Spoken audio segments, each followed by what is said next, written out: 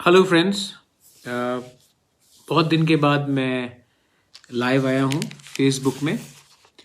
I just wanted to आपसे दो तीन चीज़ बात करना चाह रहा था। सबसे पहले मैं सबको थैंक यू बोलना चाहता हूँ। थैंक यू फॉर मेरे हेल्थ के बारे में बहुत लोगों ने मैसेज किया है, पूछा है।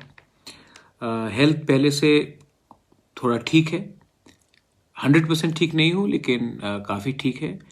और मैं शायद नवंबर या दिसंबर में थोड़ा ट्रीटमेंट के लिए बाहर जाऊंगा।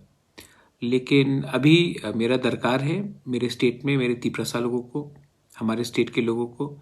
और इस समय मैं अपने हेल्थ को प्रायोरिटी देकर अपने तिप्रसा को भूल नहीं सकता हूँ, छोड़ नहीं सकता हूँ।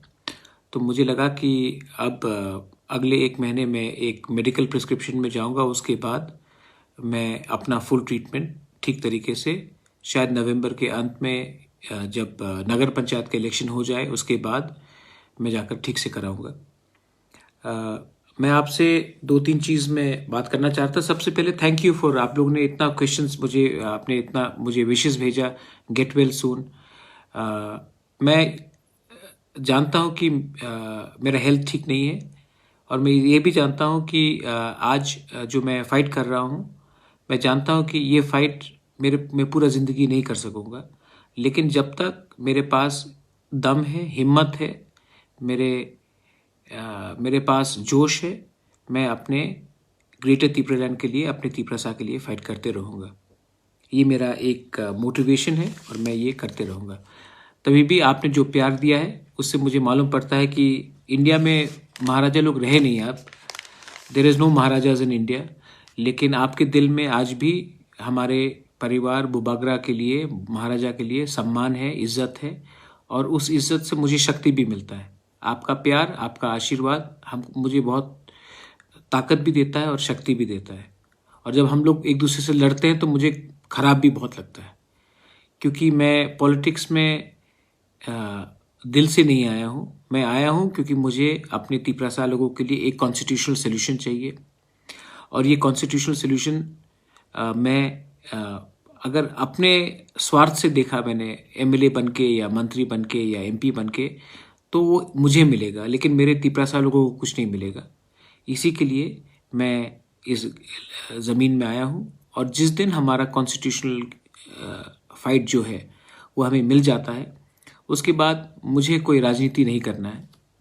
मैं कॉलेज खोलना चाहता हूँ, हॉस्पिटल खोलना चाहता हूँ, लोगों को हेल्प करना चाहता हूँ। पॉलिटिशियंस को करने दीजिए। मैं अपने लोगों के लिए एक बार एक होकर, थानसा होकर ग्रेटर तिप्रलैंड के लिए फाइट करना चाहता हूँ। एक दो तीन चीज़ और था जो मैं आपको अपडेट देना चाह रहा था। सबसे पहले दिल्ली अभियान हमारा पूरा रेडी है। गवर्नमेंट ऑफ इंडिया हमें नहीं दे रहा है परमिशन 200 से ज़्यादा लोगों को इकट्ठा करने जंतर मंतर में। इसी के लिए हमने ये दिल्ली अभियान को फर्स्ट वीक ऑफ नवंबर के बाद हमने रेडी रखा है। ट्रेन भी पूरा बुक हो गया है। हम लोग 1200 लोग दिल्ली जा रहे हैं नवंबर को, फर्स्ट वीक के बाद। कल या परसों मंडे को प्रेस कॉन्फ्रेंस करके हम अनाउंस कर देंगे कौन से डेट में हम लोग दिल्ली अभियान जा रहे हैं। दिल्ली अभियान में हमारा मकसद क्या है? हमारा मकसद है कि पूरा इंडिया को मालूम होना चाहिए कि इंडिया में भी एक छोटा सा राज्य है जिसका नाम त्रिपुरा है। और त्रिपुरा में हमारा बहुत प्रॉब्लम है और उस प्रॉब्लम को सॉल्व सिर्फ गवर्नमेंट ऑफ इंडिया कर सकता है। हम भी हिंदुस्तान के नागरिक हैं। आप हमें आश्वासन, हमको गारंटी दीजिए कि आप हमारे लिए क्या कर सकते हैं। हमारा डिमांड ग्रेटर तिप्रलैंड का है अंडर आर्टिकल 2 और 3। और हम इस डिमांड में गवर्नमेंट ऑफ इंडिया से बात करना चाहते हैं। हमें बात नहीं करना है कि किसको कितना मंत्री का पोस्ट चाहिए, किसको एमएलए चाहिए, किसको क्या सीट अलायंस चाहिए। हमें अपने लोगों के बारे बात करना है। हमको अपने बारे, अपने व्यक्तिगत के बारे, हमको क्या मिल रहा है वो उसके बारे नहीं करना है। हमें गवर्नमेंट ऑफ इंडिया से एक कॉन्स्टिट्यूशनल सोल्यूशन चाहिए। ये हमारा दिल्ली अभियान है और इसमें हमने पूरा ट्रेन बुक किया है। 1200 लोग नवंबर के फर्स्ट वीक के बाद हम लोग सब जा रहे हैं। मैं भी जाऊंगा और मैं भी जंतर मंतर में आपके साथ बैठकर मैं भी आंदोलन करूंगा। शायद पहला बार है कि रॉयल फैमिली का कोई भी मेंबर जंतर मंतर में खुद बैठकर ग्रेटर त्रिपुरा लैंड के बारे डिमांड कर रहा है। बहुत लोग बोलेंगे कि ये राजा महाजनों का काम नहीं है, लेकिन मैं सबको एक बात बोलना चाहता हूँ। सबसे पहले मैं त्रिप्रासा हूँ, उसके बाद मैं बुबागरा हूँ।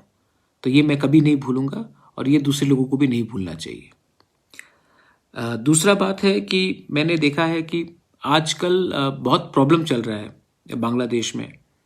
पूजा के टाइम हमारे माइनॉरिटीज़ जो वहाँ में हैं उनके ऊपर अटैक हुआ है। बहुत दुख लगता है, बहुत ख़राब लगता है, क्योंकि कहीं में भी आप माइनॉरिटी को टारगेट करने से मतलब कि किसी को क्या मिलता है, वायलेंस से किसी को क्या मिलता है। तो जहाँ में मंदिर को जलाया गया, पूजा पंडाल को तोड़ा गया, माइनॉरिटीज़ को मारा गया, हिंदू लोगों को वहाँ में मारा गया, ये गलत बात है। और इस समय बहुत लोग इंडिया में भी बोल रहे हैं कि इसका हमको बदला लेना चाहिए मस्जिद को तोड़कर, इसको हमको बदला लेना चाहिए मौलवी को मारकर। ये गलत बात है। हम एक सेक्युलर स्टेट है और हमें दूसरे की गलती को देखकर उसको कॉपी नहीं करना चाहिए।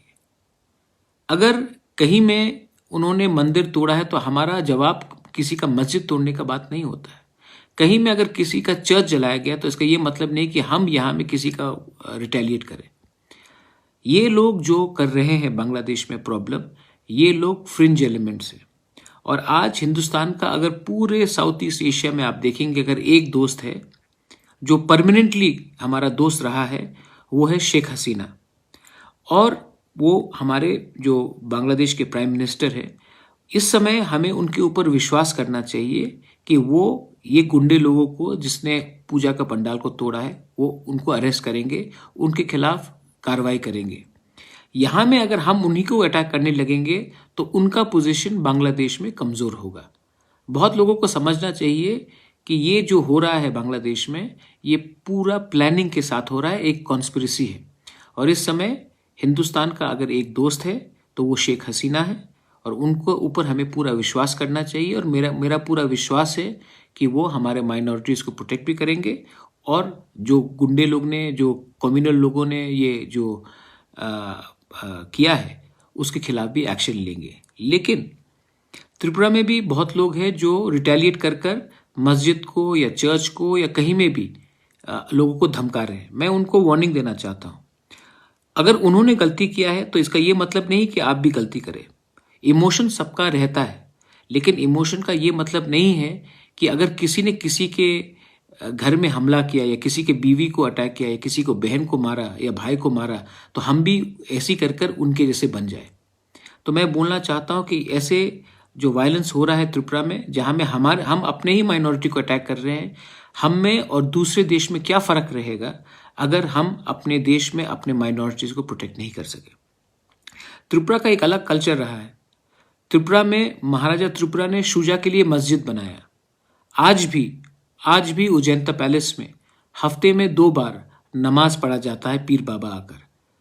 त्रिपुरा का रॉयल फैमिली ने कभी धर्म के नाम में किसी को डिस्क्रिमिनेट नहीं किया है। मैं अपील करना चाहता हूँ कि आज के दिन हमें भाई बनकर, दोस्त बनकर रहना चाहिए और धर्म के नाम में किसी के संग आपको फाइट करने से कुछ नहीं मिलेगा। मुझे चिंता है कि बांग्लादेश में जो हो रहा है वो हमारे पूरे क्षेत्र के लिए खराब है। अगर शेख हसीना कमज़ोर हुई और बांग्लादेश में कम्युनल एलिमेंट्स आ गए तो आज के दिन 1 करोड़ 70 लाख हिंदू माइनॉरिटीज़ हैं बांग्लादेश में। और अगर बांग्लादेश में शेख हसीना नहीं रही तो बांग्लादेश में सिचुएशन ख़राब हो सकता है। और अगर ये सिचुएशन वहाँ में ख़राब हुआ तो आप सब जानते हैं कि अफ़गानिस्तान में सिर्फ 20 दिन के अंदर तालिबान आ गया था। और अगर बांग्लादेश में शेख हसीना को हमने ताकत नहीं दिया, उनको हमने सपोर्ट नहीं किया, तो बांग्लादेश में अगर कोई एंटी या फिर कम्युनल एलिमेंट्स आ जाएंगे तो जो हमारे माइनॉरिटीज़ है वो कहाँ जाएंगे? पश्चिम बंगाल में आएंगे या फिर नॉर्थ ईस्ट में आएंगे। और अगर नॉर्थ ईस्ट में आया तो प्रॉब्लम सबको होगा। हमारा यहाँ में संख्या कम है, हमारा यहाँ में पहले से टेंशन है, और इसके बाद अगर बांग्लादेश में सिचुएशन ख़राब हुआ और हम लोग सब बहुत लोग यहाँ में आने लगे तो टेंशन हमारे घर के अंदर भी हो सकता है।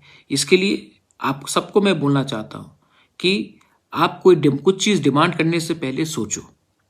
ये सिर्फ इंडिया के लिए नहीं, पूरे रीजन के लिए है। मैं आपको लास्ट में एक बात बोलना चाहता हूँ। हमारा इलेक्शंस होने वाला है नगर पालिका का। तिपरा मोथा ने अपना कमेटी का मीटिंग रखा है और अगले आने 1-2 दिन में हम लोग उसमें भी विचार करेंगे। मेरा मानना है कि जब तक आंचलिक पार्टी, क्योंकि सब लोग बोलते हैं कि आप लोग तो रीजनल पार्टी हो, आप लोग तो जनजाति के पार्टी हो, आप तो बनवासी के पार्टी हो। बनवासी का मतलब क्या है? जो जंगल में रहता है। तो आज का तिपरासा जंगल में नहीं रहता है। आज का तिपरासा जिरानिया में रहता है, आज का तिपरासा बनमालीपुर में रहता है, नंदनगर में रहता है, कृष्णनगर में रहता है, रामनगर में रहता है, अगरतला में रहता है, आज का तिपरासा अम्बासा में रहता है, आज का तिपरासा कुमारघाट में रहता है, आज का तिपरासा साबरू में भी रहता है। तो मुझे लगता है कि पहला बार रीजनल पार्टी को इस बार हमको भी दिखाना है कि हमारा पॉलिटिक्स सिर्फ जंगल में नहीं, हमारा ग्रेटर तिपरालैंड का जो डिमांड है उसमें एक भी तिपरासा का जगह को हम लोग अकेला नहीं छोड़ेंगे।